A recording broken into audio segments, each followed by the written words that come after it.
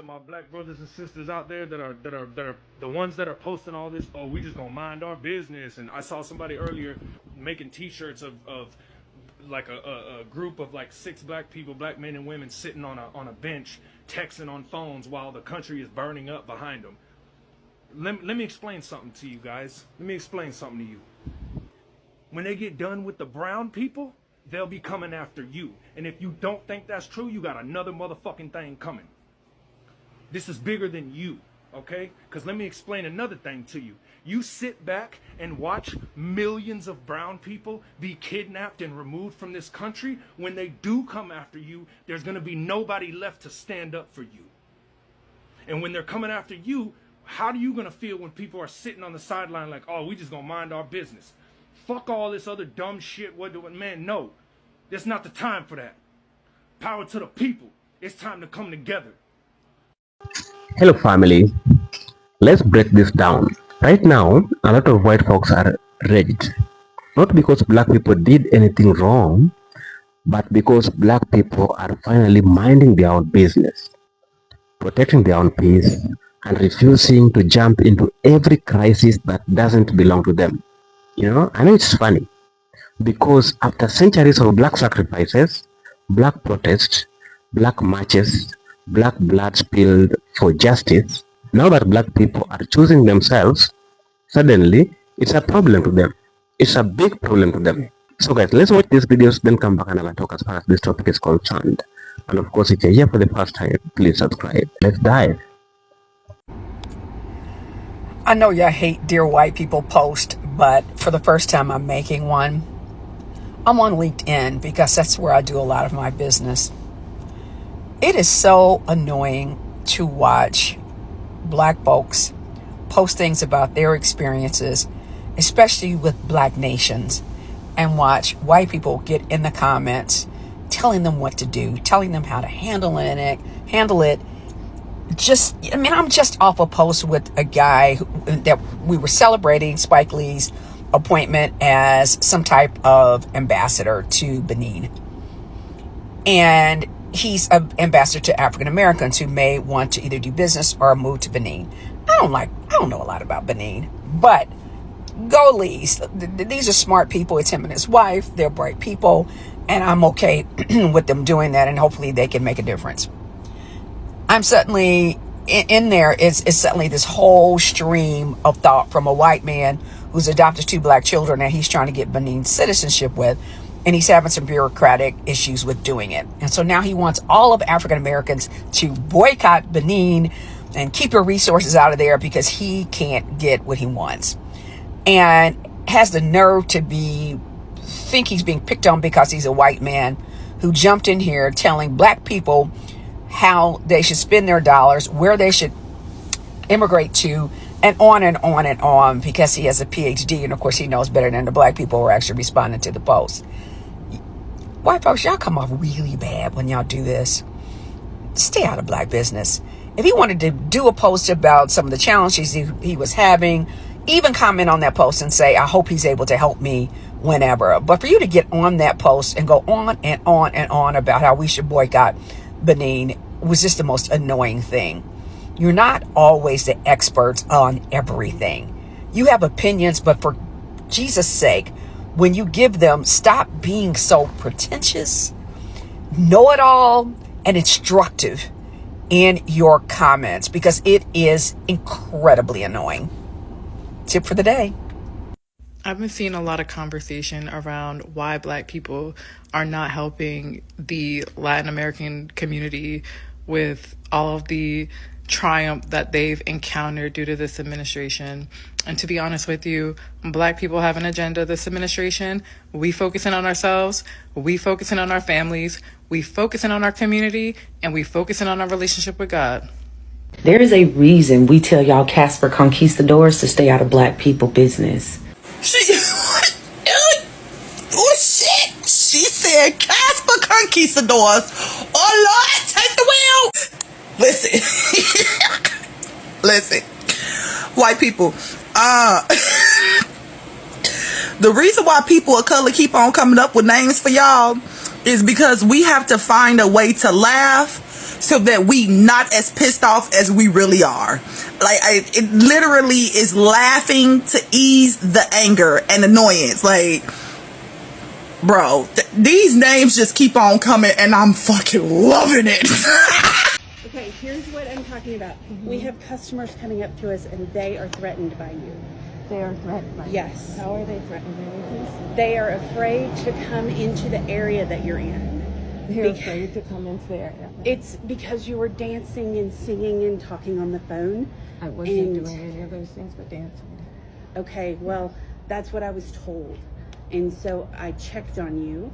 You seemed okay to me, but I had other people still come up to me after I talked to you. So that was me telling my employee that is okay. It's done. Okay. That was you telling what employee? On the radio. Oh. My employee the threat is gone. That's what you said? What did you say? Yes. No. What did you say? I said the threat is gone. It's done. And she doesn't have to worry about it. What kind of threat did I pose? Please? No, she said that the customers were threatened. They were threatened. They not physically threatened. They felt threatened. They felt. How did they feel threatened? I don't know. I haven't talked to them. She talked to them. She just asked me to look into it. Okay. Okay, and then the threat is gone because I am leaving the store? Yes, I thought you were leaving. No, I decided to go back in. Okay. Fine. Okay. So is the threat not gone? Well, I'm confused on how I'm a threat. So I just would like that explained as well. okay.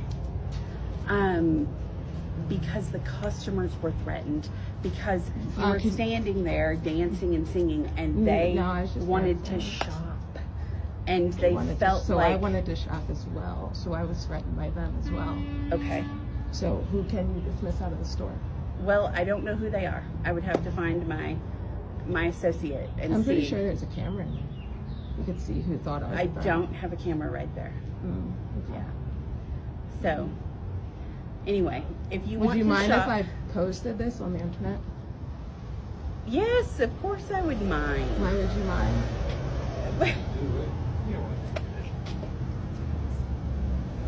Okay, I am not threatened by you. Okay, I am saying that we had customers telling our sales associate, they were saying, don't go over there, stay away from her. So they were threatened. To stay away from her. But what was I doing to make a threat? That's all I want to know. I don't know. This is secondhand from me. Okay, so I don't know. I just heard singing and dancing, and we have a lot of people that come in and they are under the influence. So I think under the influence of what? Drugs, alcohol, right? So am I under the influence of drugs? I have no idea if you are. So But why are you when letting we allow? when we have someone that is, we ask them to leave the store. Okay, so how do you know if they're under the influence of drugs, alcohol? Sometimes it's really obvious. Like how? Like they're tweaking or they're falling down or that kind of thing. So if that happens, we ask them to leave. So you said I was a threat. The threat left. So did you believe I was under influence of alcohol? You did say you were going to call the cops. So if I walk back in there, you're going to call the cops? I'm not going to call the cops. I'm saying but that's what you said before. I just want to make sure we get our story The reason I would call the cops is if you were causing a scene at the register. That's why I wanted to take it away from the register. Okay? Interesting. Okay. Okay. Where am I right now? What store is this? You're at Jack's. Jack's where? What city? Okay, I'm going to go back inside and do my job. I appreciate you. As long as you don't cause problems, you can come in. So let's talk about it. Let's talk about how Black people will be out here living their best lives, not paying any attention, and they still live rent-free in the minds of bigots and racists. So this weekend, the women's basketball team of North Carolina played the women's basketball team of Notre Dame. And this right here is the coach of the North Carolina team, Wes Moore. And for some reason, he decided to take a picture with a fan holding this sign, Angel Reese Stinks. Now, I would like to take a moment to point out that Angel Reese is a WNBA player. She has no association with North Carolina, Notre Dame, or the ACC conference. And even before going into the WNBA, Angel Reese did not play at North Carolina. She did not play at Notre Dame, nor did she play in the ACC conference. But in spite of all that, the coach of the North Carolina women's basketball team decided it was a good idea to take a picture with this. Black women out here minding their own black ass business, and they still find time to live rent free in the mind of mediocre, racist, bigoted white men. Can't make this up. I want to ask black people, how would you feel if white people held an event every year on the coast, the South Coast, Gulf Coast, and we called it White Beach Weekend? And black people weren't allowed to attend this event. We don't care. Like, we don't care. Literally. You can organize your party. You can call your party White Beach Week, White Beach Month, White Beach Years. The thing with white people, I don't know what is your obsession with being in black people business so much. But the funny part is you only want to be around black people for the fun part of being a black people. The music, the food, the clothes, the culture. But you don't want to be involved with black people when it's time to fight for black people. We don't see you talking about racism, talking about how the system is against us. You don't want to be involved in it, right? You don't even want to be black, because if we actually ask you if you want to be born a black person, you will say no. If someone asks you, do you want to struggle like black people, you will say no. But you want to be part of the fun part of being a black people. We don't care. You know why we don't care? Because we have so much more to fight about, us black people. And number two, your party are boring. The music is boring. I don't take things in my nose. I don't need to sniff to be high and to enjoy. That's the type of party you're organizing. Most of the time, you go to party and you still have to be on. You still have to be high to party. I've seen white party on TV, or I know how it looks like. We don't want to be part of it because black people, most of us, we don't need to be high to enjoy the party. You need to be high. Your party are boring. And we're okay. Because you, white people, you have created segregation. You have separated the society from you. And now you are complaining why people don't want to be around you, or why black people want to be just amongst black people. It's a joke, right? White people are on this planet. They act like they own planet Earth. They act like they have created the earth. The earth belongs to them.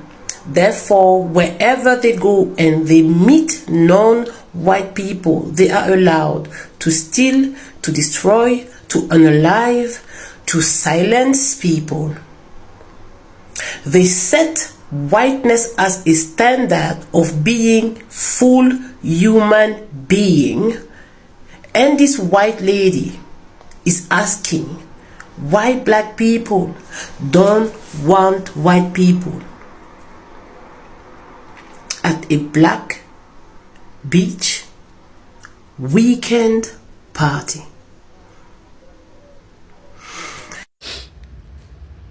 Imagine being a white woman that is pissed off at black women specifically to 92%, because we refuse to join your little march that's coming up. Imagine that. Even in this moment, y'all still holding on to your sense of entitlement and privilege. Even in this moment, you are failing to take accountability for the fact that y'all created this shit. We told you guys after the election that y'all gonna need to find somebody else to do it, because we're tired. And Black women across the globe are about to be on vacation for the next 4 years. Why y'all mad? What have you done for us? How have you supported us? How have you had our back? How have you joined in the fight that we've been fighting for God knows how long? Imagine being a white woman pissed at Black women because we don't want to march with y'all. We tired. Y'all put him in office. Y'all did. So find somebody else to do it. It genuinely gives zero about your guys' feelings, and I will come on here and say all the uncomfortable truths that everybody knows is true, but absolutely nobody will talk about. Black people are the most racist individuals that there is in 2025. As a white person, I certainly can't go to a Black community and feel safe. But when they come to white communities, it's like they're in Disneyland. I used to be an addict, so every time I'd go down to Newark, I would have to make sure I was strapped. I don't think they have to feel the same way about going out in a white community.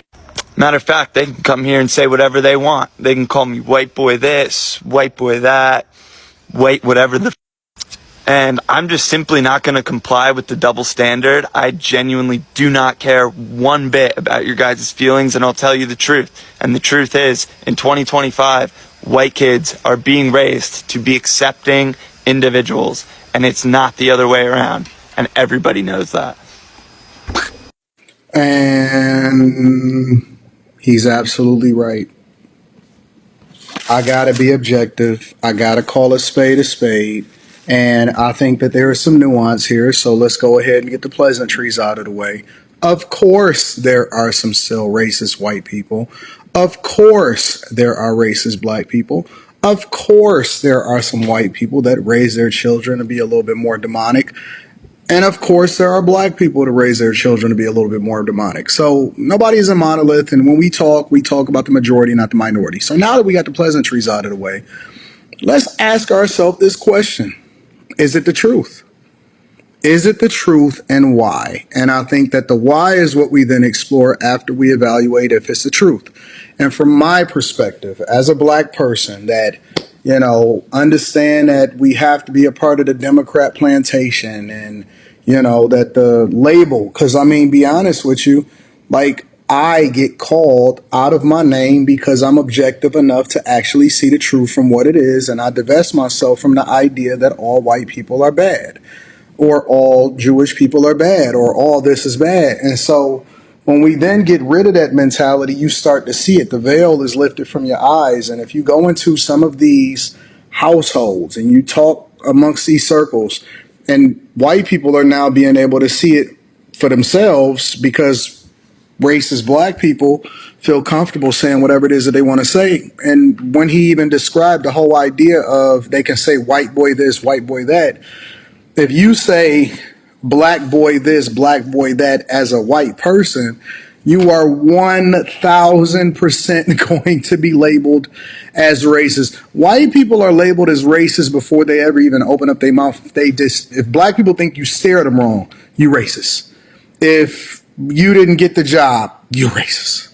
If you are called out on your behavior on a Carnival cruise ship, oh, I can't believe they don't want the black dollar. You will never hear openly people say, I can't believe they don't want the white dollar. You know what I'm saying? And so the litmus test is always, if you don't feel comfortable with somebody doing to you what you... White people are so funny for the simple fact that they do the same shit that we do, and then when we do it, they will get so mad. I don't know if it's me, but as a Black person, I I randomly, like, it'd be like once a month, I end up on like white people TikTok, and they're in an outrage right now over this Sydney Sweetie thing, right? The whole thing with the jeans, blue eyes and all that, right? And they're saying, oh, because it's like there's a deeper message than that. They're trying to send a sign and all this. But then a white creator of Joey Swole gets on the internet, right? And I'm not even gonna talk about him dressing up as Hulk Hogan, right? He then gets on live and refers to black people as colored. He says it's boldly. It's not a subliminal message like y'all are trying to do with the Cindy Sweetie situation. And he says it boldly, colored. And black people are like, dang, like, we're mad because you shouldn't be using that terminology. Because us black people don't even use that terminology. And now we're sensitive and we're mad for no reason. Anytime black people complain about something, y'all, I started trying to look for the reason why we would actually feel some type of way. And y'all know why we feel some type of way. You know why colored is. You don't even use that. Even racist people don't even use that terminology. Racist people, they'll use the N-word before they say colored, right? But they would try to find ways to minimize why we should be mad. And it's like, y'all over here trying to y'all mad about this goddamn commercial trying to find a deeper meaning, and we got a person right here blatantly saying that, but we're tripping. All right. Boy, there's a lot of white people upset about this Juneteenth holiday. Woo-wee. I even heard my little Trump town, this old mediocre white man asked, why can't we have a white holiday? And I asked him, I said, so do you think that the Declaration of Independence included black people? No, they were considered property. And us white ladies, all you white ladies out there, that declaration, it didn't include you either. You didn't have any rights. Something I've always said is life, liberty, and the pursuit of happiness. Terms and conditions apply. That's been a white holiday forever. Juneteenth is for black people. And for my black friends and family, happy Juneteenth. Now, as a white lady, I'm going to go up here to Amazon, and it's got a whole section that says Black Stories. And I'm going to pick one, and I'm going to watch it and try and learn something. And maybe if you do the same, you wouldn't be so bent out of shape about it. I love y'all. Racist white people will literally force you to have to be around them 24/7. Like, bro, we've been told this dude to leave, and he's still right here.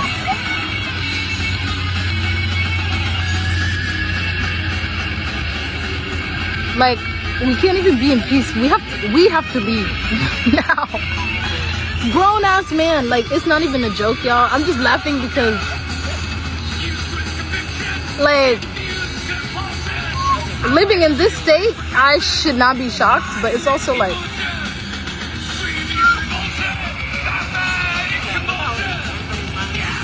every single person in this beach is minding their own business. Look at that guy walking. He don't care about us, but this man has been, you guys, like, I can't, this is insane. Like, I cannot believe this is how folks are. This is how,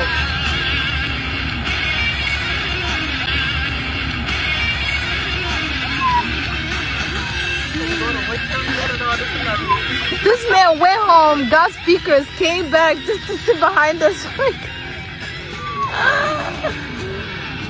Yo, racism is crazy. Now guys, black people have been the moral backbone for centuries. You know, remember from slavery to Reconstruction, from Jim Crow law to the civil rights movement, black people have been expected to carry not just their own pain, but the moral weight of the entire nation. They marched, they protested, they fought for justice, even for groups that never even stood for them. They rebuilt even after everything was lost. Black people were always told to be the bigger person, the peacemakers, the moral compass. While the system crashed them down, they still fought for their rights. They fought for the better America. Not for themselves, but for every American. But now, black folks are realizing that for generations, they have been pouring into a country that rarely poured anything back to them. Because for the first time in a long time, black people are saying no. Their mental health matters, their community matters, their peace even matters more, and your problem is not automatically their responsibility. And that shift is making people uncomfortable out there. Because they used to see black people dropping everything to stand with the country. They used to see black people being the default empathy providers. They used to see black people showing up even when nobody showed up for the country. So they are angry. They are really angry. Angry that black people are not joining their political battles, that black people are not taking sides in their cultural wars. They're just quiet minding their own businesses. They're angry that black people are not even protesting for them. They're angry that black people are not panicking when the country is going down. When the white Americans are suffering, black people are just minding their fucking black business. Because for once, the burden now is on the white Americans, and they're not used to cut that burden. That burden has been carried by the black Americans for over 400 years. Now it is their turn to carry it. Look at the black history. Black people earned the right to prioritize themselves. Black people endured 400 years of slavery, lynching, segregation, redlining, and even mass incarceration. Talk of the police brutality. Talk of the economic exclusion. Talk of the medical discrimination. Talk of the systemic racism in every corner of the society. They protested peacefully. They marched until their feet bled. They boycotted. They organized. They filled the street again and again from the year 1960s to the George Floyd in the year 2000 and in the year 2020. From 1960s to George Floyd in the year 1960s. From the year 1960s to George Floyd in the year 2020. They screamed for justice and they were told to calm down, calm down. They were told to stop making everything about race. They were even asked why they were protesting again and again, and they were asked to be patient. But now, their world is shaking. And now suddenly, those protests that black people used to hold is now making sense to them. Now suddenly, suffering matters to them. And they want that compassion. And for the first time, black people are saying that they are tired, they are resting, and let those guys that are complaining to handle their problems themselves. When they were suffering, they watched them. Now it's their turn to watch them for suffering. So, some white folks are raged that black people are minding their black business. Black people are not obligated to rescue anyone anymore. Black people owe nobody emotional labor. Black people have earned the right to focus on healing, building their wealth, strengthening their families, and even creating the generational wealth. And if anyone is upset about that, they'll just have to stay mad, because the days of guilt tripping black folks into fixing everyone's problem is over. Black people are now fixing their pain. They're fixing themselves. And they should understand that this is a new era where black empowerment, black boundaries, and black peace matters the most. And black people are not apologizing. They are doing it. If you love this topic, please subscribe and drop us a comment in the comment section, guys. And I thank you so much, good people. Please receive much love from the motherland Africa. And thank you so much, good people. May God bless you. And until we meet again in my next video, this is your guy Fred from the motherland.